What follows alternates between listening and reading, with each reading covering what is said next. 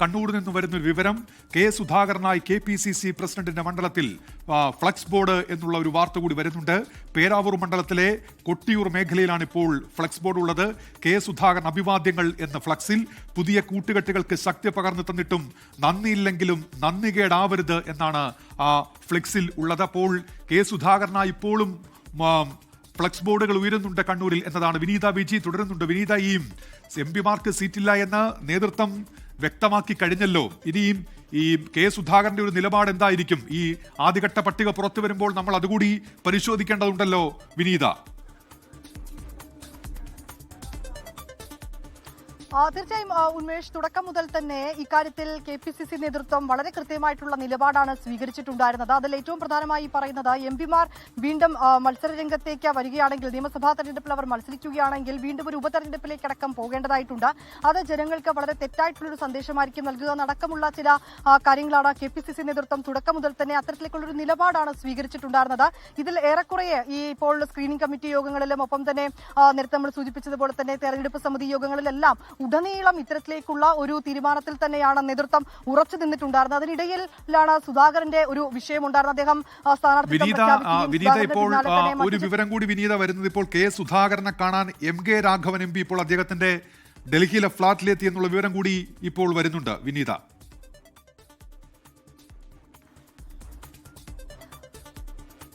തീർച്ചയായും ഉന്മേഷ്, ഇത്തരത്തിലേക്ക് ഇന്ന് രമേശ് ചെന്നിത്തല അദ്ദേഹവുമായി കൂടിക്കാഴ്ച നടത്തിയിട്ടുണ്ടായിരുന്നു. അതിനുശേഷം മറ്റ് പല നേതാക്കളും അവിടെ എത്തി സുധാകരനുമായി കൂടിക്കാഴ്ച നടത്തുന്നുണ്ട്. ഏറ്റവും പ്രധാനമെന്ന് പറയുന്നത് ഈ സുധാകരനെ അനുനയിപ്പിക്കുന്നതിനുള്ള ശ്രമങ്ങൾ അതിപ്പോഴും തുടരുന്നു എന്നുള്ളത് തന്നെയാണ്. പക്ഷേ അദ്ദേഹം ഇപ്പോഴും ഏറ്റവും ഒടുവിലായി നമുക്ക് ലഭ്യമായിരിക്കുന്ന റിപ്പോർട്ട് അനുസരിച്ചും അദ്ദേഹത്തിന്റെ നിലപാടിൽ ഉറച്ചു തന്നെയാണ് നിൽക്കുന്നതെന്നാണ് മനസ്സിലാക്കാൻ കഴിയുന്നത്. ഇതിൽ ഈ രമേശ് ചെന്നിത്തലയും ഒക്കെയായി നടത്തിയ കൂടിക്കാഴ്ചയിലും ചർച്ചകളുമൊക്കെ അത് പരാജയപ്പെട്ടുവെന്നും അദ്ദേഹം തന്റെ നിലപാടിൽ ഉറച്ചു നിൽക്കുന്നുവെന്നും തന്നെയാണ് നമുക്ക് അറിയാൻ കഴിഞ്ഞിട്ടുണ്ടായിരുന്നത്. പക്ഷേ ഹൈക്കമാൻഡുമായിട്ടുള്ള കൂടിക്കാഴ്ചയിലും അതേ നിലപാട് തന്നെ അദ്ദേഹം ആവർത്തിക്കുമെന്നും അറിയിച്ചിട്ടുണ്ട്. പക്ഷേ അങ്ങനെ മുന്നോട്ട് പോകുമ്പോഴും എന്ത് തരത്തിൽ അദ്ദേഹത്തെ ഇനി അനുനയിപ്പിക്കുമെന്ന ചോദ്യം തന്നെയാണ് നേതൃത്വത്തിന് മുന്നിലുള്ളത്. പക്ഷേ അതിൽ ഏറ്റവും പ്രധാനമെന്ന് പറയുന്നത്, ഒരിക്കലും ഇപ്പോൾ നേതാക്കളൊക്കെ തന്നെ അദ്ദേഹത്തെ കണ്ടുവന്ന ശേഷം പ്രതികരിക്കുമ്പോഴും പറയുന്നത്, ഒരിക്കലും ഇങ്ങനെ ഒരു ഘട്ടത്തിൽ തെരഞ്ഞെടുപ്പ് അടുത്തിരിക്കുന്ന ഒരു പശ്ചാത്തലത്തിൽ ഒരിക്കലും കോൺഗ്രസിനെ ഒരു പ്രതികൂലമായി ബാധിക്കുന്ന തരത്തിലൊരു നിലപാടിലേക്ക് കെ സുധാകരൻ പോയേക്കില്ല എന്നുള്ളത് തന്നെയാണ്. ഒരുപക്ഷെ ഒരു അനുനയ ശ്രമം എന്ന തരത്തിൽ അദ്ദേഹത്തിന്റെ അഭിപ്രായം കൂടി പരിഗണിച്ചുകൊണ്ട് കണ്ണൂരിൽ ഒരു സ്ഥാനാർത്ഥിയെ പ്രഖ്യാപിക്കാനുള്ള ഒരു നീക്കം തന്നെയായിരിക്കും കോൺഗ്രസ് നടത്തുക. അതിൽ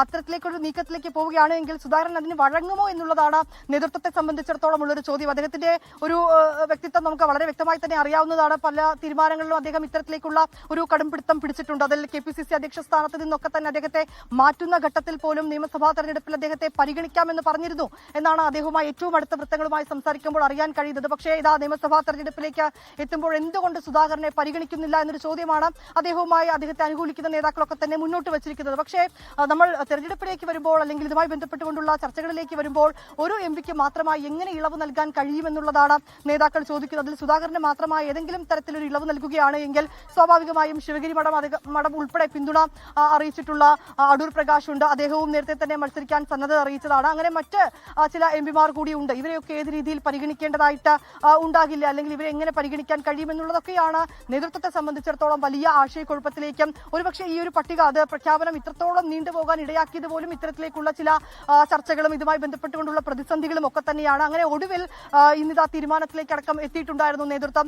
അതായത് ഇക്കാര്യത്തിൽ KPCC എടുത്ത നിലപാട് തന്നെയാണ് ഹൈക്കമാൻഡ് പിന്തുണയ്ക്കുമെന്ന തരത്തിലേക്കുള്ള തീരുമാനങ്ങളിലേക്ക് എത്തുകയും ആദ്യഘട്ട പട്ടിക പ്രഖ്യാപിക്കുമ്പോൾ പോലും അത് ആ ഒരു നിലപാടിൽ തന്നെ നേതൃത്വം ഉറച്ചു നിൽക്കുന്നു എന്നതുകൂടി ഒരു തവണ കൂടി വ്യക്തമാകുന്നത് തന്നെയാണ് ഈ ആദ്യഘട്ട പട്ടിക പ്രഖ്യാപനവും. ഇനി സുധാകരനുമായി നേതാക്കൾ വീണ്ടും കൂടിക്കാഴ്ച നടത്തുമെന്ന് തന്നെയാണ് നമുക്ക് അറിയാൻ കഴിയുന്നത്. മല്ലികാർജ്ജുൻ ഖർഗെ ഉൾപ്പെടെയുള്ള മുതിർന്ന നേതാക്കൾ അദ്ദേഹവുമായി ഫോണിൽ ഇതിനോടകം തന്നെ സംസാരിച്ചിട്ടുണ്ട്. ഈ അനുനയ നീക്കങ്ങളൊക്കെ സുധാകരന് മുന്നിൽ എങ്ങനെ ഫലം കാണുമെന്നുള്ളതാണ് ചോദ്യം. ഉന്മേഷ്, ഇപ്പോൾ വിനീത, ഈ കണ്ണൂരിൽ ഇരിക്കൂർ, ധർമ്മടം, തലശ്ശേരി, പേരാവൂർ അങ്ങനെ 4 സ്ഥാനാർത്ഥികളെ പ്രഖ്യാപിച്ചിട്ടുള്ളത്. ഈ ആവർത്തിച്ച് നേതൃത്വത്തോട് ഈ സീറ്റിന്റെ കാര്യം കെ സുധാകരൻ ആവശ്യപ്പെട്ടതാണല്ലോ.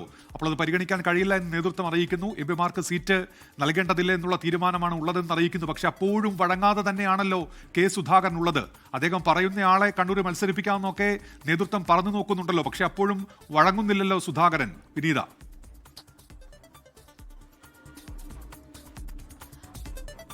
ഉന്മേഷ്, അങ്ങനെ തന്നെയാണ്. അത് നേതൃത്വം തുടക്കം മുതൽ തന്നെ അദ്ദേഹവുമായി ഈ വിഷയവുമായി ബന്ധപ്പെട്ട് സംസാരിക്കുന്നുണ്ട്. അതിൽ ഏറ്റവും പ്രധാനമെന്ന് പറയുന്നത് ഉന്മേഷ് സൂചിപ്പിച്ചതുപോലെയുള്ള ഒരു അനുനയ നീക്കം തന്നെയാണ് ഈ ഘട്ടത്തിൽ നേതൃത്വത്തിന് മുന്നിലുള്ളത്. അതിൽ പക്ഷേ അദ്ദേഹം ഏത് നിലയിൽ അത്തരത്തിലേക്ക് ഒരു തീരുമാനത്തിലേക്ക് എത്തുമോ എന്നുള്ളത് തന്നെയാണ് ചോദ്യം. പക്ഷേ നേതാക്കളുമൊക്കെ സംസാരിക്കുമ്പോഴും നേതാക്കൾ പറയുന്നത് അദ്ദേഹം കോൺഗ്രസിന്റെ കരുത്തുറ്റനായ നേതാവ് തന്നെയാണ്. അതുകൊണ്ട് തന്നെ ഒരിക്കലും ഇങ്ങനെ ഒരു ഘട്ടത്തിൽ നേതൃത്വത്തെ പ്രതിസന്ധിയിലാക്കുന്ന തരത്തിലൊരു തീരുമാനത്തിലേക്ക് അദ്ദേഹം എത്തില്ല എന്നുള്ള കാര്യത്തിൽ തന്നെയാണ് നേതാക്കളടക്കം ഉറച്ചു നിൽക്കുന്നത് ഇപ്പോഴും. അതുകൊണ്ട് ഒരുപക്ഷെ ഒരു അനുനയ ശ്രമങ്ങൾക്ക് ഒടുവിൽ അദ്ദേഹം വഴങ്ങിയേക്കും എന്ന് തന്നെയാണ് നമുക്ക് അറിയാൻ കഴിയുന്നത്. അത് ഏത് രീതിയിലായിരിക്കും എന്നുള്ളതിൽ ഉൾപ്പെടെയുള്ള കാര്യങ്ങളിൽ ഇനിയും ചർച്ചകൾ നടക്കേണ്ടതായിട്ടുണ്ട്. ഒരുപക്ഷെ അദ്ദേഹത്തിന്റെ അഭിപ്രായം കൂടി പരിഗണിച്ചുകൊണ്ട് ഒരുപക്ഷെ അദ്ദേഹം മുന്നോട്ട് വെക്കുന്ന ഒരാളുടെ പേര് തന്നെയായിരിക്കും കണ്ണൂരിൽ പ്രഖ്യാപിക്കുക. അതുൾപ്പെടെയുള്ള കാര്യങ്ങളൊക്കെ തന്നെ ഇപ്പോഴും ചർച്ചകൾ തുടരുകയാണ്. അദ്ദേഹം ഇപ്പോഴും ഡൽഹിയിലുണ്ട്. ഇതിനോടകം ഉന്മേഷ് നേരത്തെ സൂചിപ്പിച്ചതുപോലെ MK രാഘവൻ ഉൾപ്പെടെയുള്ള നേതാക്കൾ അദ്ദേഹവുമായി കൂടിക്കാഴ്ച നടത്തുന്നുണ്ട്. പക്ഷേ അതിൽ ഏറ്റവും ഒടുവിൽ രമേശ് ചെന്നിത്തലയുമൊക്കെയായി കൂടിക്കാഴ്ച നടത്തിയപ്പോഴും അദ്ദേഹം ഇപ്പോഴും കടുംപിടുത്തത്തിൽ തന്നെയാണെന്നാണ് നമുക്ക്